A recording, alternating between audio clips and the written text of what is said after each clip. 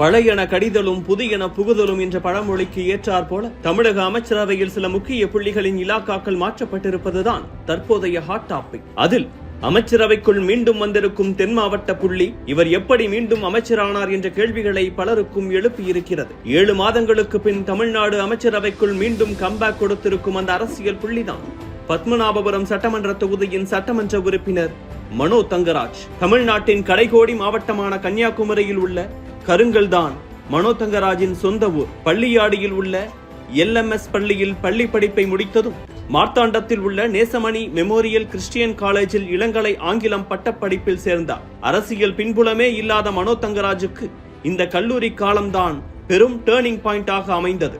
ஆம், 1974 காலகட்டத்தில் பீகாரில் நடைபெற்ற JP மூவ்மெண்ட் பற்றிய புத்தகங்களை வாசிக்க தொடங்கியிருந்த மனோவிற்கு சோசியலிச சிந்தனை மேலோங்க தொடங்கியது. கல்லூரியில் அவர் வகித்து வந்த மாணவர் சங்க தலைவர் பதவியும் எதையும் செய்ய துணிவிருக்கும் இளமை பருவத்திற்கு இன்னும் கூடுதல் வலுவாக அமைந்தது. கிளாஸ் கட்டடித்து சினிமாவுக்கு செல்லும் அந்த காலகட்டத்தில் மனோ சென்றதோ அரசியல் கூட்டங்களுக்கு. அப்போதுதான் கூடங்குளம் அணு உலைக்கு தேவையான நீரை பேச்சிப்பாறை அணையிலிருந்து அனுப்ப திட்டமிடப்பட்டது. இதை எதிர்க்காமல் போனால் மிகப்பெரிய வறட்சியை சந்திக்க நேரிடும் என மக்கள் எண்ணினர். மனோ தங்கராஜும் அதை உணர்ந்து 1991 மாணவர்களை திரட்டிக் கொண்டு பெரும் போராட்டத்தை கையில் எடுத்தார். இதனால் போலீஸ் தடியடி, கைது போன்ற விஷயங்களில் சிக்க கல்லூரியிலும் வீட்டிலும் பனிஷ்மெண்ட் வாங்கினார். ஆனால் போராட்டம் வென்றது. அணையிலிருந்து தண்ணீர் எடுக்க மாட்டோம் என அதிகாரிகள் உறுதியளித்தனர். அரசியல் தேவையில்லாதது என அப்பா தங்கராஜ் நினைக்க கட்டாயம் அனைவரும் அரசியல் பேச வேண்டும், அநேக மாணவர் சங்கங்கள் உருவாக வேண்டும் என பெருங்கனவு கொண்டு இயங்க தொடங்கினார் மனோ. கெடுபிடிகள் பலவற்றின் மத்தியில் இளங்கலை பட்டம் பெற்ற கையோடு மக்கள் பணிக்காகவே களத்தில் இறங்க தொடங்கினார். எந்த அரசியல் கட்சிகளிலும் சேரவில்லை. ஒரு அரசியல் செயற்பாட்டாளராக இயங்க தொடங்கினார்.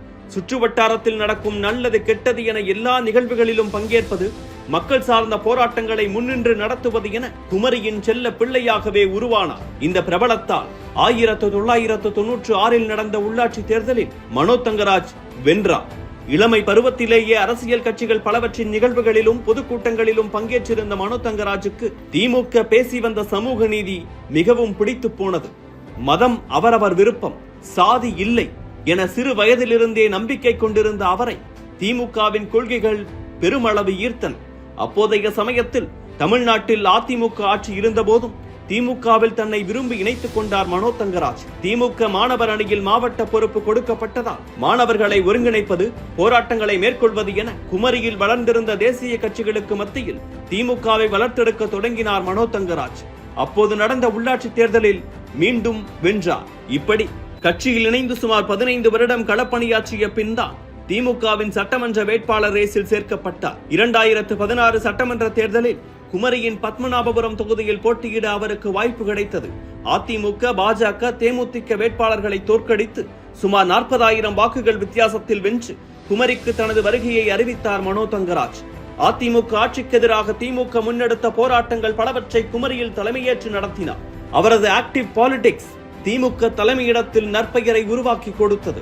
இதை அடுத்து வந்ததுதான் 2021 சட்டமன்ற தேர்தல். ஜேயும் கருணாநிதியும் இல்லாமல் அதிமுகவும் திமுகவும் மோதிக்கொண்ட முதல் தேர்தல் அது. அத்தேர்தலிலும் பத்மநாபபுர தொகுதியில் மீண்டும் போட்டியிட்டு MLA-வாக தேர்ந்தெடுக்கப்பட்டார் மனோ தங்கராஜ். குமரி மாவட்டத்துக்கு அமைச்சரவையில் முக்கியத்துவம் கொடுக்க எண்ணி மனோ தங்கராஜை அமைச்சராக்கினார் ஸ்டாலின். தகவல் தொழில்நுட்பத்துறை அமைச்சராக பொறுப்பேற்றார் மனோ தங்கராஜ்.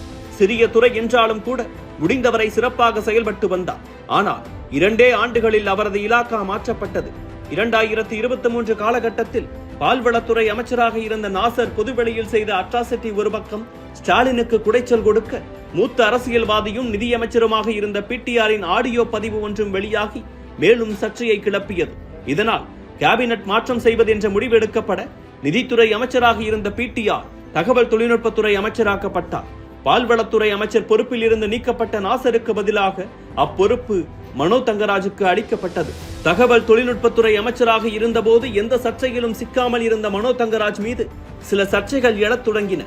அதிமுக காலத்தில் அதிகரித்திருந்த பால் கொள்முதல் திமுக ஆட்சியில் பெரும் வீழ்ச்சியடைந்திருக்க அதை மீண்டும் அதிகரிக்கும் அழுத்தம் மனோவுக்கு இருந்தது. ஆனால் அவரோ மேலிடத்தில் நற்பெயர் வாங்க உயிரற்றிருந்த பால் கூட்டுறவு சங்கங்களுக்கு உயிர் கொடுத்து தனியாரிடமிருந்து தரமற்ற பாலை ஆவினுக்கு மடைமாற்றினார் என எதிர்க்கட்சிகள் அடுக்கடுக்காக குற்றஞ்சாட்டின. அதே நேரத்தில் RSS மற்றும் பாஜக குறித்து மிகவும் கடுமையாக விமர்சித்தும் பேசியும் வந்தார் மனோ தங்கராஜ். இந்நிலையில் திடீரென அமைச்சரவையிலிருந்து நீக்கப்பட்டார் அவர். ஆனால் அமைச்சரவையிலிருந்து அவர் நீக்கப்பட்டது பாஜக திமுகவுடன் நெருக்கம் காட்டுகிறதா? பாஜகவின் அழுத்தம் தான் குமரியின் பிரதிநிதியாக இருக்கும் மனோவை பொறுப்பை விட்டு நீக்க காரணமா என பல விவாதங்கள் எழ காரணமாக அமைந்தது. அதே நேரத்தில் முதலமைச்சரை சந்தித்த பலரும் குமரி மாவட்டத்துக்கு அமைச்சரவையில் முக்கியத்துவம் இல்லாதது குறித்து குறைபட்டே வந்தனர். குறிப்பாக கிறிஸ்தவ பிரதிநிதிகளும் மெய்வெளி குழுவினரும் கூட முதல்வரை சந்தித்த போது மனோ தங்கராஜுக்கு வாய்ப்பு கொடுங்கள் என வலியுறுத்தி சென்றனர். இதை கவனித்து வந்த முதல்வர் மனோ தங்கராஜுக்கு மீண்டும் அமைச்சரவையில் இடம் கொடுத்திருக்கிறார். சட்டமன்ற தேர்தலுக்கு இன்னும் ஓராண்டே இருக்கும் சூழலில் குமரியின் பிரதிநிதி ஒருவர் அமைச்சரவையில் இருப்பது திமுகவுக்கு இன்னும் பலம் சேர்க்கும் என அந்த கட்சி நம்புவதாக பார்க்கப்படுகிறது.